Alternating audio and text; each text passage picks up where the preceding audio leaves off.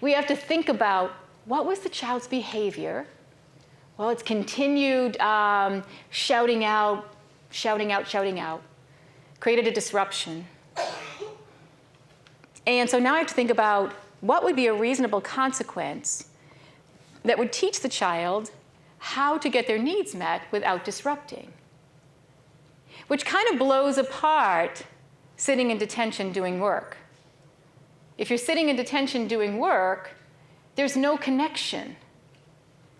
And that's where the whole restitution and restorative part comes in, is that we have to assign consequences, if you will, that will actually help correct the problem, versus assigning a management or a punishment that gets it out of my hair for right now. And then they come back and they do the same thing over again.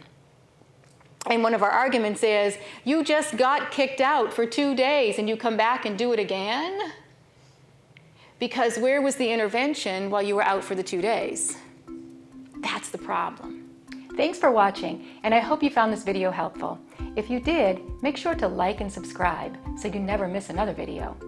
I speak and consult on school behavior, and I love to help districts solve some of these problems. See you next time.